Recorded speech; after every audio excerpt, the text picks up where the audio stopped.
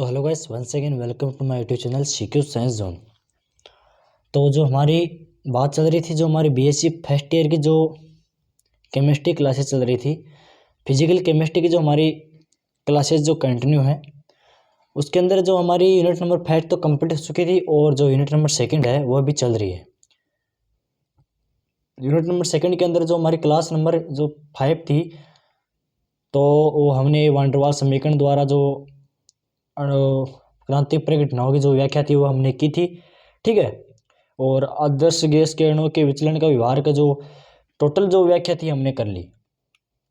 आज की क्लास के अंदर हम पढ़ने क्या वाले हैं वो देखना है, क्योंकि आज जो टॉपिक है वो भी इम्पोर्टेंट होने वाला है। क्योंकि जो सेशन है वो जो भी मैं ये क्लासेज लेकर आ रहा हूँ वो टोटल इम्पोर्टेंट है, क्योंकि जो भी मैं इस सेशन के अंदर जो भी मैं ये क्वेश्चन लेके आ रहा हूँ आपके लिए टोटल इम्पोर्टेंट है, क्योंकि इन क्वेश्चन से बाहर कुछ नहीं जाने वाला है।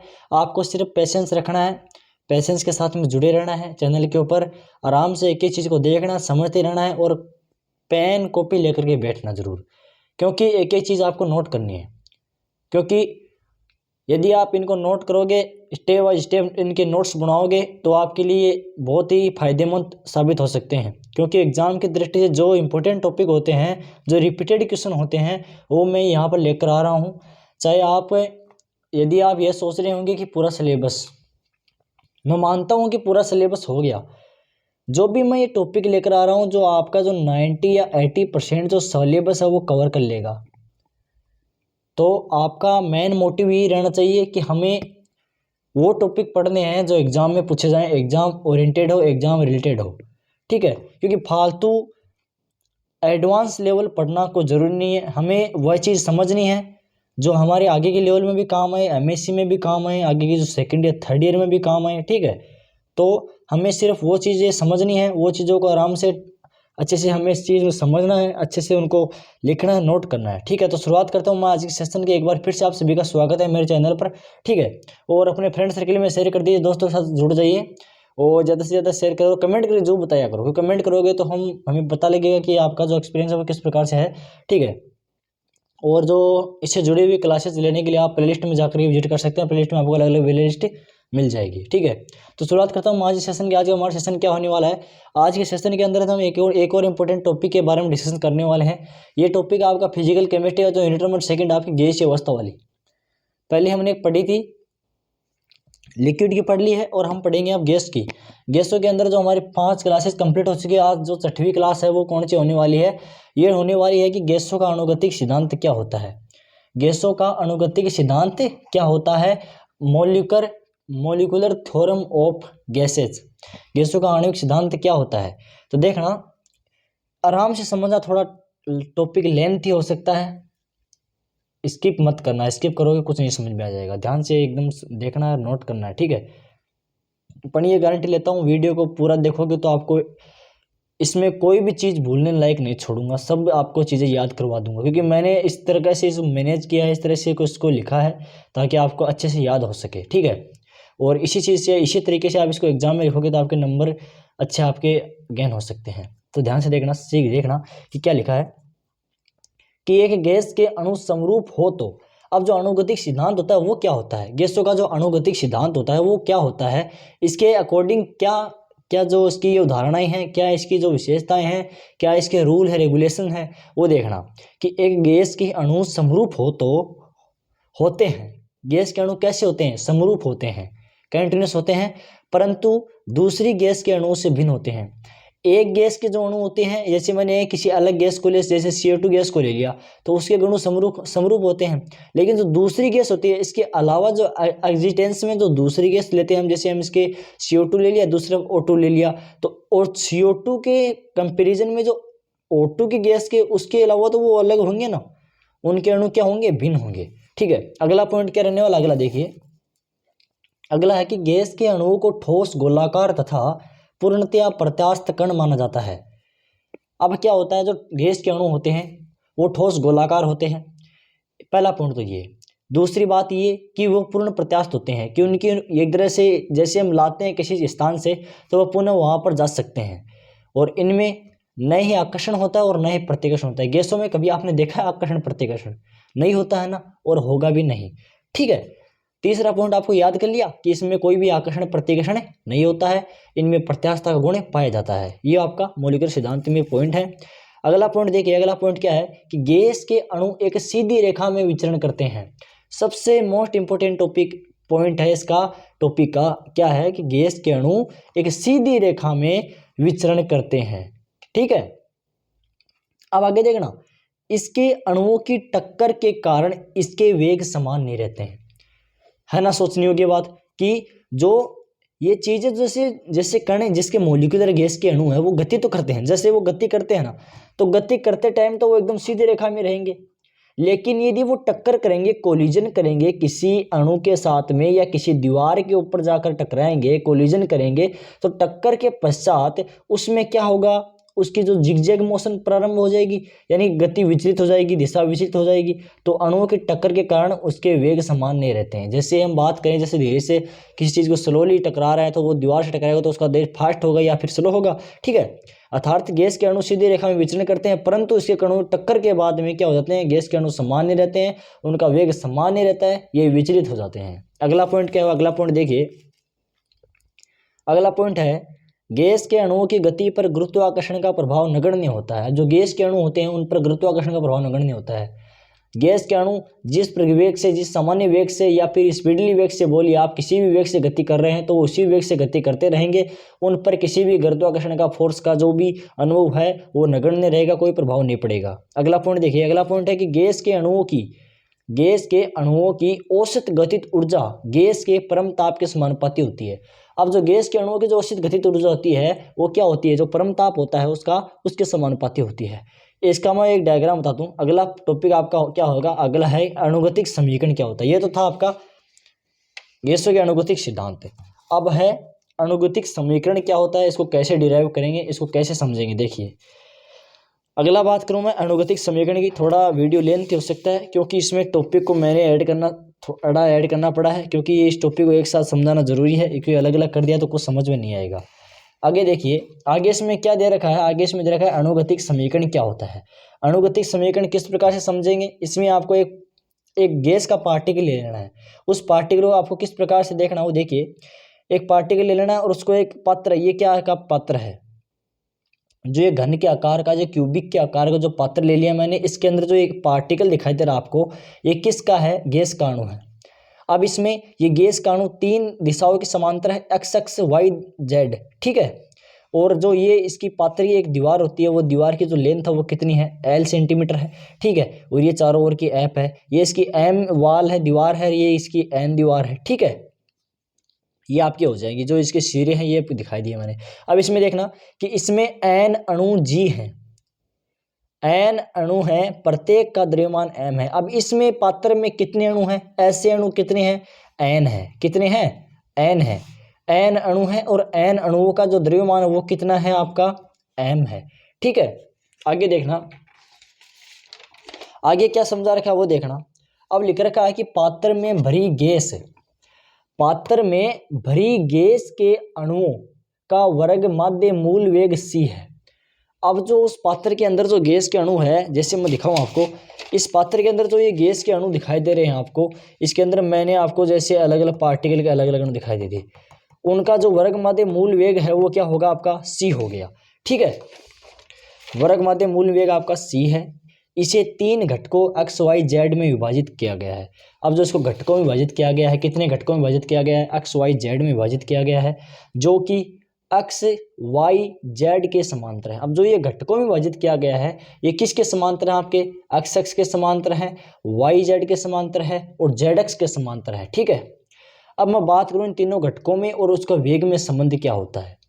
उन तीनों घटकों में और वेग में संबंध आपका क्या रहेगा, c² आपका रहेगा x² plus y² plus z², ये आपका संबंध हो जाएगा। क्योंकि इसकी थोड़ी थोड़ी लेंथ टाइप की है, आराम से समझोगे सबको समझ में आ जाएगा। स्किप करोगे बिल्कुल भी समझ में नहीं आएगा, आराम से स्टेप बाय स्टेप चलना है, आराम से नोट करना है, आराम से एक एक चीज़ को समझना है। आगे देखिए, अब इसमें क्या दे रखा है कि वेग घटक अक्ष, जो वेग घटक अक्ष होता है वो पात्र की M व N दीवारों से टकराता है। अब जैसे मैं बात करूं आपका इस डायग्राम के अंदर, देखिए जो वेग घटक अक्ष है, जो ये वेग घटक क्या है, अक्ष है ये पात्र की m और n दीवारों से टकराता है, इसको मैं n मान लूं, ठीक है। m दीवार से और n दीवार से क्या करता है, ये अक्ष घटक है वो टकराता है, ठीक है। पात्र की दीवार कितनी हो गई, 2 हो गई। तो अक्ष पात्र की दीवार mn से टकराता है और m दीवारों से टक्कर में से पहले अणु का संवेग क्या हो जाएगा। अब टक्कर से पहले अणु का संवेग क्या हो जाएगा आपका, mx हो जाएगा। क्या हो जाएगा, mx हो जाएगा। टकराने के बाद माइनस mx, जैसे हम टकराएगा तो वो विपरीत दिशा में आएगा, उसकी डायरेक्शन है वो अपोजिट होगी, तो वो नेगेटिव चिन्ह आ जाएगा। अपोजिट डायरेक्शन के लिए आप क्या हो जाएगा, आपका नेगेटिव जो मार्क है वो आ जाएगा, तो क्या हो जाएगा आपका माइनस mx जो है इसका संवेग हो जाएगा, क्योंकि p बराबर mv और v आपका यहाँ पर अक्ष ले लिया तो mx, ठीक है। अतः एक टक्कर के पश्चात संवेग में परिवर्तन, आपको क्या करना है, संवेग में परिवर्तन करना है। तो mx माइनस माइनस का mx, माइनस माइनस आपका प्लस हो गया और माइनस प्लस प्लस क्या हो गया, mx, mx से 2mx हो गया, ठीक है। ये आपका संवेग में परिवर्तन हो गया। क्या, एक टक्कर के बाद में जो संवेग में परिवर्तन हो गया वो आपका ये हो गया। आगे देखिए, आगे दे रखा है कि पात्र की दीवार m व n दीवारों के मध्य दूरी l सेंटीमीटर है। जो m और n दीवार है इसके मध्य की दूरी जो है वो क्या है आपकी l सेंटीमीटर है। जैसे मैं बात करूं, ये पात्र की दीवार m है और ये पात्र की दीवार n है, इसके मध्य जो दूरी है ये आपकी कितनी है, l सेंटीमीटर है, ठीक है। ये आपके l सेंटीमीटर दी गई है। टकराने के लिए अणु l सेंटीमीटर दूरी की रहेगा तय। अब जो पात्र m से जो अणु है वो m से टकराने के पश्चात जो n से टकराएगा तो उससे कितनी दूरी तय करनी पड़ेगी, l सेंटीमीटर दूरी तय करनी पड़ेगी, ठीक है। इसी प्रकार क्या हो जाएगा आपका कि 1 सेकंड में होने वाली टक्कर की संख्या, आप जो 1 सेकंड में जो टक्कर है वो कण है वो कितनी टक्कर करेगा, अक्ष बटा l, क्योंकि l दूरी तय करेगा, वेग कितना है, अक्ष है, तो कितनी टक्कर हो गई, टक्कर में कितना वेग, टक्करों की संख्या क्या हो गई आपकी अक्ष l, ठीक है। संवेग में परिवर्तन क्या बताया मैंने, अभी बताया है 2mx है, ठीक है। तो क्या होगा, प्रति सेकंड संवेग में परिवर्तन कितना हो जाएगा। अब प्रति सेकंड की बात कर रही है, प्रति सेकंड में टक्करों की संख्या इतनी है तो उसको गुणा कर देंगे, तो संवेग में परिवर्तन जितनी बार टक्कर होगी उतनी बार संवेग में परिवर्तन होगा। तो आपको क्या करना है, सिंपली इस x अपॉन l से इस 2mx को क्या कर देना, मल्टीप्लाई कर देना है। मल्टीप्लाई देखिए कि प्रति सेकंड में संवेग में परिवर्तन, जैसे ही इसको आप इससे मल्टीप्लाई करेंगे तो प्रति सेकंड में संवेग में परिवर्तन आ जाएगा। जैसे देखिए 2mx multiply x upon l, अब इसको मैं सोल्व करूं तो क्या आ जाएगा, 2mx स्क्वायर, x स्क्वायर हो जाएगा और 1 अपॉन l आ जाएगा। तो क्या आपका हो जाएगा, आपका संवेग में परिवर्तन क्या हो जाएगा, 1 सेकंड में संवेग में परिवर्तन कितना होगा, 2mx स्क्वायर बटा l, ठीक है। आगे देखिए, इसी प्रकार इस कण के y का z वेग घटक और संवेग में परिवर्तन, जो अभी मैंने ये क्या हो गया आपका, ये अक्ष घटक आ गया। ये कौन सा घटक आ गया आपका, अक्ष घटक आ गया, ठीक है। ये आपका हो गया अक्ष घटक। अब बात करूंगा मैं किसके, y घटक की और z घटक की। y घटक और z घटक में क्या होगा, ये सिंपली है कि यहाँ पर x है तो यहाँ पर y कर देंगे, z वाले के लिए यहाँ पर z कर देंगे, बाकी सेम रहेगा। ये आपका दोनों मैंने लिख दिया है, ठीक है। अब आगे देखिए, आगे क्या होगा इसमें, अतः एक अणु के लिए प्रति सेकंड संवेग में कुल परिवर्तन। अब एक अणु के लिए क्या करना है, अब एक अणु के लिए क्या करना है, आपको प्रति सेकंड में संवेग में कुल परिवर्तन बताना है। एक अणु के लिए प्रति सेकंड में संवेग में कुल परिवर्तन बताना, तो आपको क्या करना है, एक अणु के लिए ज्ञात करना तो आपको तीनों का कंबाइंड जो ऐड कर देना है।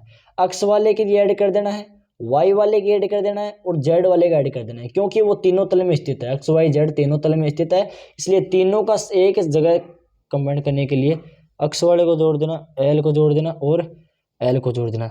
तो इसमें क्या हो जाएगा, 2m x square upon l, 2m y square upon l, 2m z square upon l। अब इसमें क्या करना है आपको, x square y square z square ये मैंने आपको बताया, इसको कॉमन ले लिया, इसमें से आपको 2m अपॉन l को कॉमन ले लिया। अब x square plus y square upon z square ये होता है आपका c स्क्वायर, ये मैंने आपको पहले बताया भी है, ये आपका होता है c स्क्वायर, जो मैं आपको बताया है मैंने। ये देखिए आपको मैं दिखाता हूँ, जो मैंने वेग और घटकों में संबंध बताया, देखिए ये रहा c स्क्वायर बराबर x square plus y square plus z square, ये यहीं पर अप्लाई करना है। ये यहाँ पर अप्लाई करने के बाद में हमारे पास क्या हुआ कि इसको जो x y square x square की जगह हमने c लिख दिया, बाकी क्या हो जाएगा 2mc स्क्वायर अपॉन l लिख सकते हैं इसको अब, ठीक है।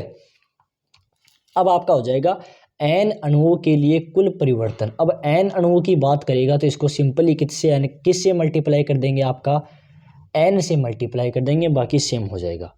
अब सेकंड लॉ ऑफ मोशन, जो गति का द्वितीय समीकरण होता है, जो गति का द्वितीय नियम होता है, उसके अकॉर्डिंग हम देखें तो क्या होगा, संवेग में परिवर्तन की जो दर होती है वो क्या होती है, आरोपित बल के बराबर होती है। ये तो आपकी होगी पूर्व परिवर्तन की दर। अब इसको क्या करना है, जो बल है उसके बराबर करना है, तो बल बराबर आपका समय के परिवर्तन की दर, जो सेम टू सेम इधर रख देना आपको कि 2mc² बट्टा एल, जो बल है, बल आपका P बराबर बल बट्टा क्षेत्रफल, संवेग में परिवर्तन क्या हो जाएगा, बल बट्टा संवेग क्या होता है, बल बट्टा क्षेत्रफल। ठीक है, ये आपका हो जाएगा समीकरण, इसको मैं 2 दे देता हूँ। अब P बराबर आपका हो गया बल बट्टा क्षेत्रफल। ठीक है, क्या हो गया, बल बट्टा क्षेत्रफल। अब बल तो हमारे पास में क्या आया, आरोपित बल तो आपके पास में आया 2mc² अपॉन एल, और क्षेत्रफल कितना है, यदि एक का एल है, एल लंबाई है तो, और घन है तो क्या हो जाएगा आपका 6l²। ठीक है, तो क्या हो जाएगा 2mc² अपॉन एल बट्टा 6l²। देखिए अब इसमें क्या होगा, P बराबर आपका 2mn, ये n अणु के लिए, n अणु के लिए, n अणु के लिए हो जाएगा आपका 2mnc² अपॉन में 6l², v बराबर P। अब v बराबर आपका क्या हो गया, P हो गया, तो P बराबर आपका क्या हो जाएगा mnc² अपॉन 3v। ठीक है, अब इसमें से आपको 1/3 कॉमन ले लेना है, तो क्या आ जाएगा आपके पास में PV बराबर, ये आपका इसका मल्टीप्लाई में चला जाएगा, PV² आपका आ जाएगा 1/3 mc², 1/3 mc²। और जो ये समीकरण 3 जो हमारे पास प्राप्त हुआ है, ये समीकरण 3 ही आपका क्या हो जाएगा, यही आपका अनुगतिक समीकरण होता है। ठीक है, ये थोड़ा लेंथी था, लेकिन अच्छे से स्टेप को समझेंगे तो आपको अच्छे से समझ में आ जाएगा, क्योंकि ये टॉपिक थोड़ा बड़ा था, इसलिए मैंने सोचा कि ये जो, जैसे मैंने अनुगतिक सिद्धांत के बारे में बताया, उसका जो ये अनुगतिक समीकरण है, इन दोनों को कंबाइंड क्लास लेना जरूरी है, क्योंकि इन दोनों को एक साथ पढ़ेंगे तो अच्छे से समझ में आ जाएगा। क्योंकि नियम पढ़ेंगे, नियम के बाद में जैसे हम अनुगतिक सिद्धांत तो डिराइव करेंगे तो अच्छे से समझ में आ जाएगा। तो आशा करता हूँ आप सभी को अच्छा लगा होगा। कमेंट करके जरूर बताना, कमेंट करके बताना जरूर कैसा लगा, और अपने फ्रेंड सर्कल में शेयर करना, चैनल को सब्सक्राइब कर दीजिए और बेल आइकन प्रेस कर दीजिए, ताकि अब जैसे मैं नई क्लास लेकर आऊँ आपको अपडेट मिल जाए। ठीक है, thanks for watching this video.